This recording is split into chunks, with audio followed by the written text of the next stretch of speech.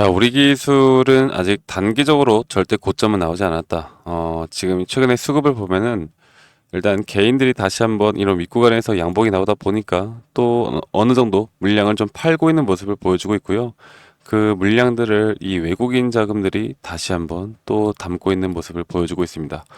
자, 우리 기술이 제가 저번에도 말씀을 드렸던 것처럼 이제 악재는 거의 다 나왔다라고 봐요. 네, 이 체코 원전에 대해서 최근에 뭐 이슈가 있었던 그 소송에 대한 부분도 이 체코 정부에서 확실하게 웨스팅하우스에 대해서 너희는 뭘 하려고 하지 마라 뭐 이런 식의 뉘앙스를 풍기면서 이 체코 원전에 대해서도 뭐 악재는 사라졌다 보고 있고 이 투싼 에너빌리티 최근에 합병 무산에 대한 부분들로 여기에 대한 또 어떻게 보면 간접 악재라고 하죠.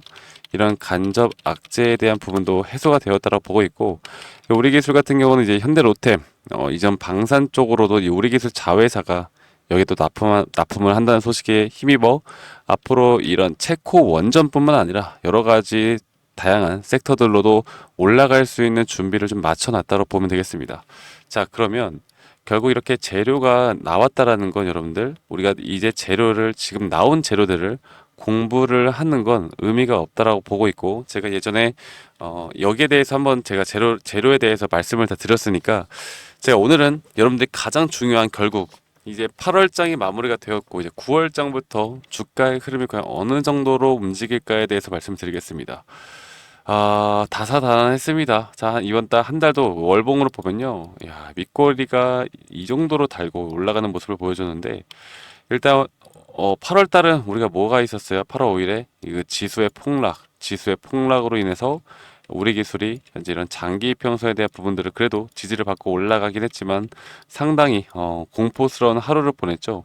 그때도 제가 말씀을 드렸던 게 이 코스닥 코스피가 이렇게까지 하락을 했다라는 건 어떻게 보면 저점 매수세로 우리가 꼭 잡아도 된다라고 말씀을 드리고 있었고 이 우리 기술 자체도 사실 우리가 지금 개별 종목에 대한 부분 섹터의 흐름도 중요하겠지만 우리 기술도 어떻게 보면 탑다운 전략을 앞으로 좀 취하는 것도 꽤 유효한 전략이 될 수도 있을 것 같습니다. 그러니까 이 글로벌 증시 그리고 현재 흘러가는 글로벌 시황에 대한 부분들을 좀 같이 보면서 우리 기술을 우리가 주가의 흐름을 예측을 하는 게 이런 정확도 측면에서 볼 때 가장 근접하게 흘러가지 않을까라는 생각을 하고 있고요.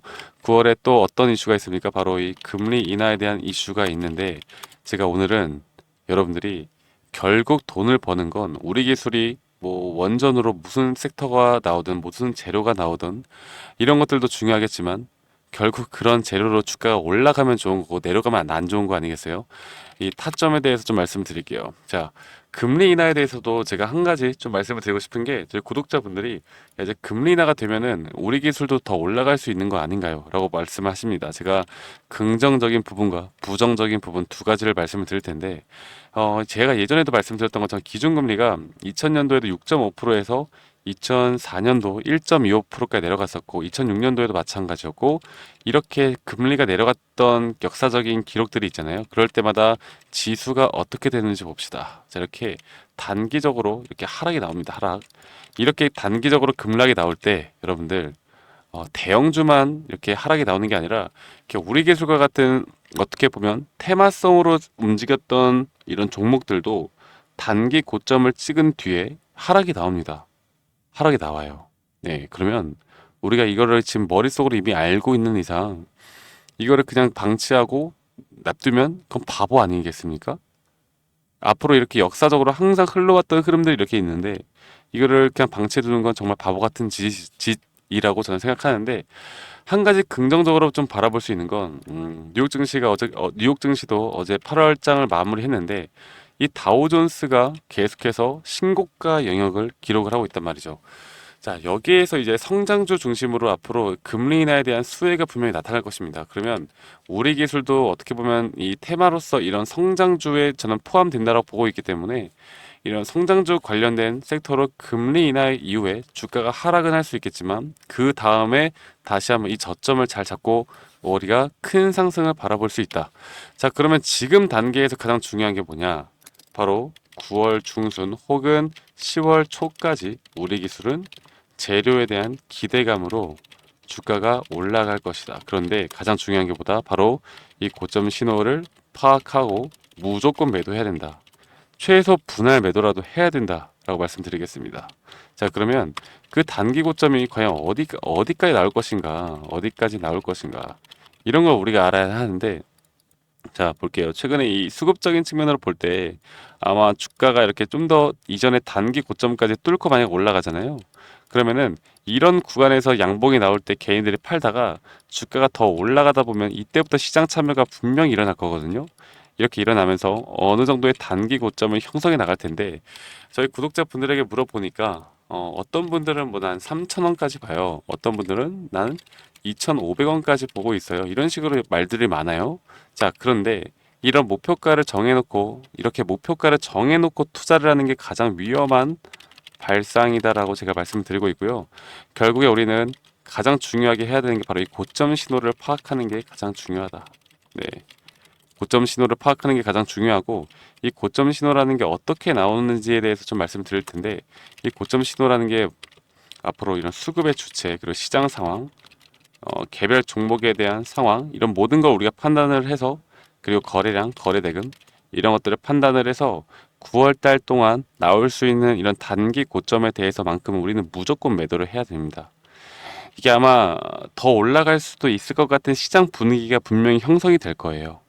그런데도 불구하고 여기에서 이런 단기적인 조정이 나올 수밖에 없다라는 건, 이런 경제적인 측면, 우리가 시장과 시황을 분석을 했을 때 어느 정도 높은 확률로 예측해 볼 수가 있다. 아시겠죠? 그러면 결국 이런 시그널이 나올 때마다 우리는 매도 준비를 해야 되고, 여기서 만약에 다시 한번 어느 정도 눌림목 자리가 온다라고 하면 그 상승 전에 마지막 또 매수 타점에 대한 기회가 올 수도 있다라고 생각합니다. 아시겠죠, 여러분들? 그래서 이런 부분들을 좀 이제 같이 보면서 우리 기술을 우리가 이끌어 가다 보면요, 충분히 더 좋은 기회들이 나올 수 있다라고 보고 있고요. 여러분들이 이런 정보들, 이런 시황에 대한 부분들을 꼭 인지를 하고 가셔야 우리 기술, 뭐 제가 오늘 재료 모멘텀 이야기 안 했죠. 원전에 대해서 이야기 하나도 안 했습니다. 그렇죠? 뭐 최근에 나왔던 호재들 이야기 안 했어요. 지금 이런 것들에 집중하는 게 중요한 게 아니라, 결국 중요한 건 우리가 수익을 보기 위해선 어디서 매도를 하느냐가 가장 중요하다. 아시겠죠? 그래서 010-2011-9671로 저에게 우리라고 문자 한 통 남겨주시면 되시겠고, 대신에 여러분들 구독과 좋아요는 필수로 눌러주시기 바라겠습니다. 구독과 좋아요 눌러주신 우리 구독자분들, 분명 가을에는 더 좋은 일들만 있을 겁니다. 아시겠죠? 네, 그래서 구독과 좋아요는 필수로, 너무 닥달하는 것 같지만 여러분들 한 번씩만 눌러주시고요. 우리 기술, 제가 말씀드리는 것처럼 결국 우리가 투자를 하는 데 있어서 가장 중요한 원칙이 뭐예요? 결국 이런 매수 타점을 싸게 잡는 거, 그리고 이런 매도 타점을 또 비싸게 잡는 거. 근데 이게 가장 기본 원칙인데도 불구하고 이게 또 가장 또 어려운 원칙이단 말이죠. 그래서 제가 여러분들께 항상 강조를 드리고 있는 게, 앞으로 타점을 잡을 때 이런 고점 신호가 파악을 해야 되는 게 중요하고, 그리고 이 원전에 대해서만큼은 사실 우리 기술이 대장은 아니에요. 대장은 아니고, 우리 기술이 뭐 두산 에너빌리티나 이렇게 대장의 흐름에 따라서 흘러가는 건데, 이 흐름들도 상당히 좀 바뀌고 있어요. 사실 우리 기술이 예전에는 두산 에너빌리티와 함께 해 나가는 그런 주가의 흐름을 보여줬다라고 한다면, 지금은 다릅니다. 지금은 달라요. 그리고 두산그룹 같은 경우는 워낙 회사 내부에서 이슈들이 있기 때문에 우리 기술을 우리가 조금 더 개별적으로, 그리고 시장 상황에 따라서 봐야 하는 이유들이 분명히 더 나오고 있다라는 걸 여러분들이 꼭 아셨으면 좋겠습니다. 그래서 결국에 뭐 최근에 우리나라 주도 섹터를 이끌어 나가는 게 이 제약 바이오 쪽으로 상당히 좋은 힘들이 나오고 있죠. 이런 섹터의 선순환되는 부분들을 우리가 좀 기대를 해야 되고, 그리고 말씀드린 이 9월 금리 인하에 대한 시장의 충격이 과연 어떻게 될 것인가. 물론 단기적으로 상승이 나올 수가 또 있기 때문에, 저는 말씀드렸던 것처럼 9월 중순 혹은 10월 초까지 이런 우리가 흐름들을 봐야 한다. 물론 이 모든 것들이 다 100%는 아니겠지만, 우리가 그래도 근접하는 확률로 시장이 어떻게 흘러가는지를 먼저 파악을 해야, 그래야 우리 기술이 여러분들 대응을 어떻게 해야 되는지에 대해서 말씀을 드릴 수가 있겠고, 자, 그래서 이 9%가 올랐죠. 9%는 뭐 호재로 올랐잖아요. 호재로 올랐는데 이런 것들을 그냥 그거예요. 자, 이렇게 올랐으니까 더 가겠지. 아니면 야, 이 재료는 뭐 어디까지 더 가겠지. 이런 것들을 판단하시는 분들이 많은데 이제부터는 우리가 전체적인 흐름들을 보면서 하나하나 더 파악을 잘 해나가야 할 때가 된 것 같다. 그래서 여러분들에게 제가 앞으로 이런 정말 돈을 벌 수 있는 이런 타점들에 대해서 공유를 해드릴 거니까요. 앞으로 저 박프로 영상 많이 시청해 주시고 우리라고 저에게 문자 한 통 보내주시면 실시간으로 이런 고점 신호가 나왔을 때 우리 구독자분들과 함께 나갈 겁니다. 아시겠죠, 여러분들? 자, 분명 이제 9월장이 이제 시작이 되고 8월장이 마무리가 되었는데 여러분들 앞으로 저 박프로와 함께 나가면서 우리 기술 같이 대응해 보도록 하고요. 가을에는 더 좋은 그리고 또 더 계좌의 수익이 늘어날 수 있는 부분들을 함께 만들어 가 봅시다. 9월 여러분들 더 다 좋은 일들만 있기를 바라겠고 저는 더 좋은 영상으로 인사드리도록 하겠습니다. 감사합니다. 박프로였습니다.